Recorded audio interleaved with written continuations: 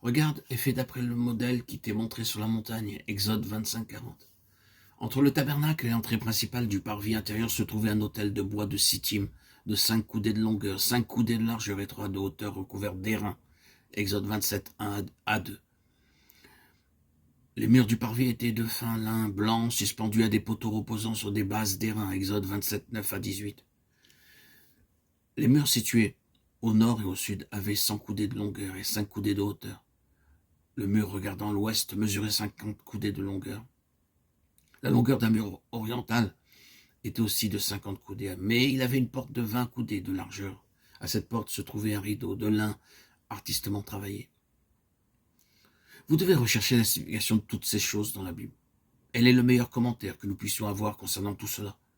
Dieu dit à Moïse très clairement, regarde et fais d'après le modèle qui t'est montré sur la montagne, Exode 25-40. Assurément, ceci veut nous dire que ces détails, que nous les comprenions ou non, nous parlent des réalités célestes. Moïse vint rapporter au peuple toutes les paroles de l'Éternel et toutes les lois. Le peuple entier répondit d'une même voix, nous ferons tout ce que l'Éternel a dit, Exode 24-3.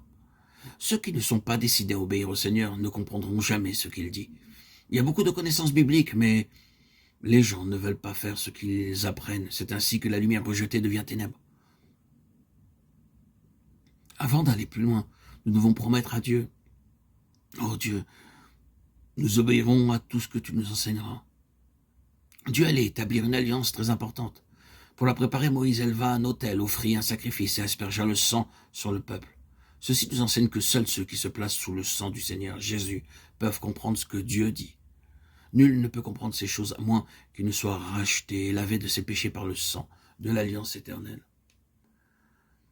Notre premier pas pour comprendre les choses célestes est d'être amené et gardé sous le sang de l'alliance éternelle. Le sang parle de deux choses, la purification et la vie. Représenté par ses sacrifices, le Seigneur Jésus-Christ, mourant et souffrant pour tous les pécheurs, était vu par les anciens. Voici l'agneau de Dieu qui ôte le péché du monde. Jean 1, 29. Ils virent le Dieu d'Israël sous ses pieds. C'était comme un ouvrage de saphir transparent, comme le ciel lui-même dans sa pureté. Exode 24, 10. Depuis le sommet de cette montagne, Dieu donna à Moïse des lois, des commandements et le modèle du tabernacle. Il fut donné d'abord à ses 110 nobles d'Israël de voir le ciel, puis Moïse monta seul au sommet de la montagne de Dieu et entra dans la nuée.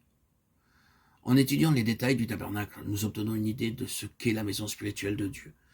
Nous pourrions dire de façon naturelle, pourquoi perdre du temps à étudier tous ces détails? Mais lorsque nous reconnaissons qu'ils sont des choses célestes reflétant des principes célestes, alors nous les lirons avec amour et révérence. Dieu a prévu de nous enseigner quelque chose du ciel de cette manière très simple. Il fut d'abord donné à Moïse de voir pendant 6 jours la gloire de Dieu sur la montagne, comme un feu dévorant. Le 7e jour, Dieu appela Moïse, l'invitant à entrer dans la nuée. La nuée le couvrit de sorte qu'aucun homme ne pouvait le voir. Pendant 40 jours et 40 nuits, Moïse entendit Dieu lui parler. Avant que Dieu puisse parler à Moïse, celui-ci dut voir la gloire de Dieu. Seul un cœur humilié et contrit peut vraiment communier avec Dieu. Avant que Moïse puisse devenir le porte-parole de Dieu, son serviteur, il dut passer chaque test. Ceci est encore l'ordre de Dieu.